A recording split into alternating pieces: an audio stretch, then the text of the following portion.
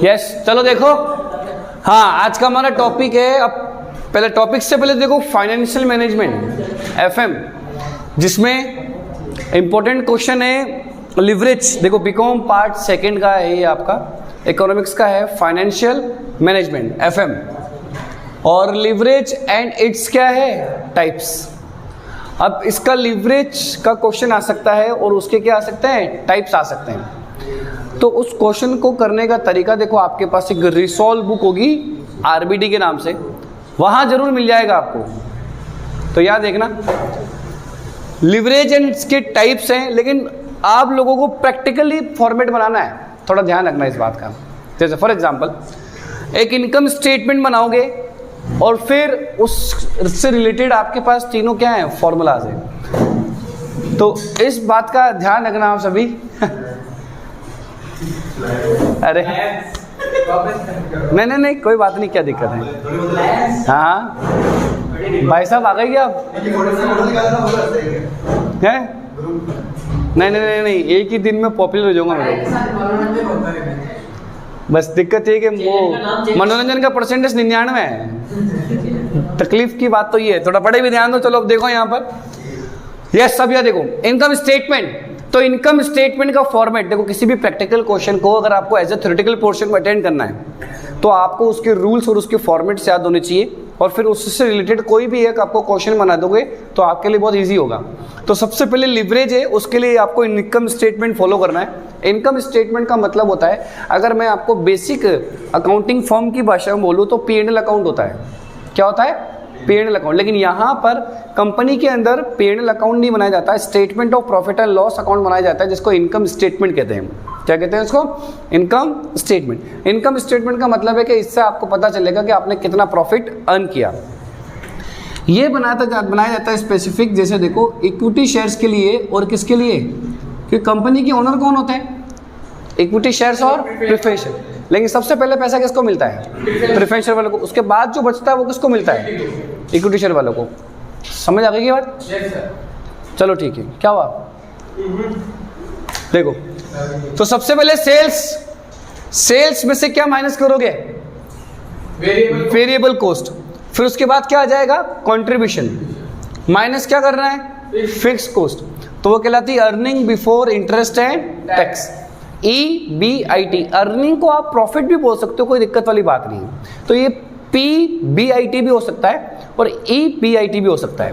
तो देखना सभी, माइनस क्या करना है, इंटरेस्ट, और फिर आएगा यहाँ पर अर्निंग बिफोर टैक्स, जिसको क्या बोलते हैं आप, EBT।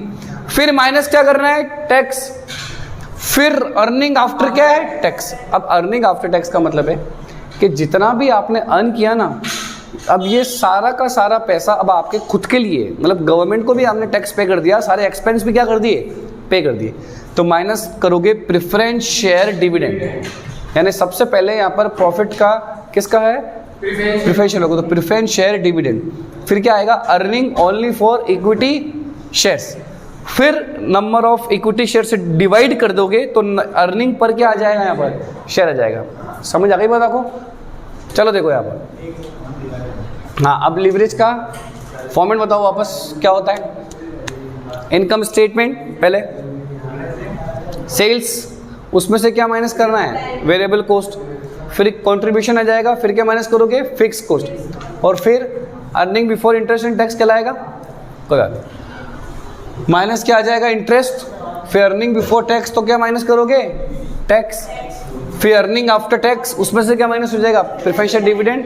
जो बचेगा वो इक्विटी शेयर के लिए, और फिर डिवाइड में क्या हो जाएगा, नंबर ऑफ इक्विटी शेयर, और अर्निंग पर शेयर EPS निकल जाएगा। चलो अब अगला देखो, यहाँ देखना 3 फॉर्मूले हैं जो बेसिक से याद कर रहे हैं। सबसे पहला फॉर्मूला ऑपरेटिंग लिवरेज। तो C डिवाइड में क्या करोगे, EBIT, यानी कंट्रीब्यूशन के डिवाइड में आपको क्या कर देना है, EBIT। C कैसे निकलता है, सेल्स माइनस वेरिएबल कॉस्ट। समझ आ गई बात आपको, sales minus variable cost. EBIT कैसे निकलता है, कंट्रीब्यूशन में से किसको माइनस कर दिया, फिक्स कॉस्ट, तो क्या निकल गया, EBIT। कुछ नहीं, आपने अपने क्वेश्चन के आंसर को और बढ़ाने के लिए इस फॉर्मूले को क्या कर दिया, खोल दिया आपने। ठीक है, कोई बात नहीं। किसका आ रहा है? कोई बात नहीं, अब की बार देखना। चलो, तू पास आके भी नहीं देख पाया। चलो दूसरा देखो, फाइनेंशियल लिवरेज। तो EBIT की डिवाइड में क्या करोगे? EBT, ठीक है। और EBIT वही कैसे निकलता है? कंट्रीब्यूशन में से किसको माइनस कर दिया? Fix cost. और EBT को EBIT में से क्या माइनस कर देते हैं? इंटरेस्ट। अगर आपके फाइनेंशियल लिवरेज में फॉर्मूला चेंज हो सकता है कि अगर आपका प्रेफरेंस शेयर, अगर आप प्रेफरेंस शेयर इशू करते हो मार्केट में, किसको इशू करते हो? प्रेफरेंस शेयर इशू करोगे तो ऑफ कोर्स आपका फाइनेंशियल लिवरेज का फॉर्मूला क्या हो जाएगा? थोड़ा सा चेंज हो जाएगा। चेंज का मतलब थोड़ा सा एक्सटेंड हो जाएगा, चेंज नहीं होगा, एक्सटेंड हो जाएगा, बढ़ जाएगा। तो EBIT डिवाइड में EBT तो है ही, माइनस क्या करना है? प्रेफरेंस शेयर डिविडेंड डिवाइड में क्या करोगे? 1 माइनस T, यानी PD मतलब प्रेफरेंस शेयर डिविडेंड और डिवाइड में 1 माइनस T मतलब टैक्स रेट। अरे क्लियर है क्या आपको? तीसरा फॉर्मूला है कंबाइंड लिवरेज का, तो operating leverage multiply by financial leverage. और ये भी फॉर्मूले हमने दोनों में खोल दिए और ये EBIT से EBIT कट जाएगा तो C डिवाइड में EBIT बच जाएगा। हाँ, पूछना क्या कुछ? यस सर, बताओ। चलो चलो ठीक है, लिख लो उसको। अभी एक क्वेश्चन और रिकॉर्ड करेंगे इसमें।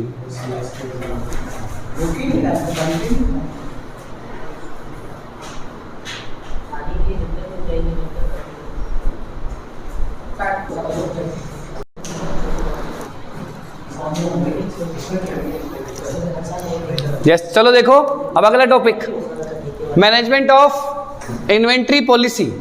अभी देखो छोटे क्वेश्चन में भी आने का चांस होता है, इसका प्रैक्टिकल भी आने का चांस होता है। ओके, देखो भी यहाँ पर अब मैनेजमेंट और इन्वेंट्री पॉलिसी में आपके ये नंबर ऑफ टॉपिक्स है। सबसे पहले EOQ, इकोनॉमिक ऑर्डर क्वांटिटी, उसको और नाम से जानते हैं री ऑर्डर क्वांटिटी या ऑप्टिमम ऑर्डर क्वांटिटी। दूसरा है री ऑर्डर लेवल या फिर री ऑर्डर पॉइंट। फिर थर्ड है मिनिमम स्टॉक लेवल, जिसको किस नाम से जानते हो? Safety stock. Maximum stock level और क्या है? Average stock level. तो सबसे पहले होता है इकोनॉमिक ऑर्डर क्वांटिटी। देखो आपके 20 मार्क्स में भी आने का चांस होता है, तो इसमें आपको नंबर ऑफ फॉर्मूला लिख के आपको बेसिक से इसका मीनिंग लिखना है और एक मन से कोई भी एग्जांपल आप इंट्रोड्यूस कर सकते हो। क्लियर है क्या आपको? तो सबसे पहले देखो economic order quantity root two CO divide में क्या करना है? UI। C का मतलब क्या होता है? Annual consumption. O का मतलब ऑर्डरिंग कॉस्ट। U का मतलब यूनिट कॉस्ट और I का मतलब होता है इन्वेंट्री कैरिंग कॉस्ट। सिंपल सी बात है कि C का मतलब होता है एनुअल कंजप्शन, यानी आप किसी भी पूरे साल में आप कितनी गुड्स का कंजप्शन करना चाहते हो, वो C हो गया। O का मतलब क्या हो गया? Ordering cost. वो माल चल के थोड़ी आएगा, सब रॉ मटेरियल चल के नहीं आएगा सर, है ना, ऑर्डर करना पड़ेगा। यूनिट यानी एक यूनिट की क्या है? कॉस्ट, प्राइस है। और इन्वेंट्री कैरिंग कॉस्ट मतलब क्या आ गया आपका? परसेंटेज। तो रूट टू CO डिवाइड में क्या करोगे? UI। फिर अगला होता है सेकंड री ऑर्डर लेवल। री ऑर्डर लेवल का फॉर्मूला होता है maximum stock level multiply by maximum consumption rate multiply by maximum री ऑर्डर पीरियड, यानी maximum consumption rate multiply by maximum री ऑर्डर पीरियड। एक और फॉर्मूला होता है इसका, लीड टाइम मल्टीप्लाई क्या करोगे? यूजेज रेट और प्लस क्या करना है? SS यानी सेफ्टी स्टॉक। समझ आ गई बात आपको? फिर तीसरा फॉर्मूला होता है मिनिमम स्टॉक लेवल, जिसको सेफ्टी स्टॉक के नाम से भी जाना जाता है। अब इसके अंदर सबसे पहला क्या है? Reorder level minus normal consumption rate multiply by normal reorder period. फिर चौथा फॉर्मूला होता है maximum stock level equals to ROL plus ROQ minus ROQ का मतलब क्या होता है? EOQ, ठीक है, minus minimum consumption rate multiply by minimum reorder period. और एक और फॉर्मूला होता है कि ROQ में आप किसको जोड़ दो? सेफ्टी स्टॉक को जोड़ दो। चलो अब है ना, इसी के अंदर आपको एक और बता देते हैं, एक दो इंपॉर्टेंट क्वेश्चन बता देते हैं जो एग्जाम के लिए आपके लिए बहुत बेस्ट रहेंगे। ओके, चलो देखो यहाँ थोड़ा सा इधर एक आप पढ़ लीजिएगा, मैनेजमेंट ऑफ वर्किंग कैपिटल। क्या पढ़ लेना है? Management of working capital. Okay, और फिर एक पढ़ना है आपको cash flow statement, as a like theory पढ़ना है आपको उसको, है ना, ध्यान रखना इस बात का। कैश फ्लो क्या है? स्टेटमेंट। चलो अब cash flow statement, management of working capital, management of inventory policy, और आपको क्या पढ़ाया अभी मैंने इससे पहले, जस्ट बताओ क्या पढ़ाया? इसे लिवरेज पढ़ाया ना? क्या पढ़ाया बेटा इससे पहले? लिवरेज पढ़ाया मैंने। समझ आ गई बात आपको? चलो, अब ये 4 आपके इंपॉर्टेंट क्वेश्चन है। उसके अलावा अगर किसी को प्रैक्टिकल चैप्टर के इंपॉर्टेंट चैप्टर चाहिए, प्रैक्टिकल चैप्टर चाहिए उसको, ठीक है? अगर प्रैक्टिकल चैप्टर से कोई प्रैक्टिकल चैप्टर करने का इच्छुक है तो मैं आपको बता देता हूँ, कॉर्पोरेट, एफएम, डीएम तीनों की वीडियो फाइनली रिकॉर्ड हो गई है। तो जिसको भी प्रैक्टिकल करना हो तो वो मुझे व्हाट्सएप मैसेज करूँ, मैं कोई इंपॉर्टेंट प्रैक्टिकल चैप्टर बता दूंगा, और उससे रिलेटेड कुछ इंपॉर्टेंट क्वेश्चन है वो भी मैं आपको व्हाट्सएप कर दूंगा, जो बना के रखे हुए हैं आप लोगों के लिए, ठीक है? ये 3 वीडियो मैंने आपकी जो मतलब 3 सब्जेक्ट्स की जो वीडियो बनाई है, कॉर्पोरेट, डीएम और क्या है, एफएम, ये पूरी थ्योरेटिकल पोर्शन है, जो बच्चा आराम से इसको पढ़ के इजीली आपकी जो सोल्ड पेपर है या जो सीरीज है, जो भी आपके पास सोर्स है, उसको इजी से पढ़ सकता है, क्योंकि आपको उसकी लैंग्वेज क्या आने लग जाएगी, समझ में आने लग जाएगी। ओके, चलो, all the best for exam.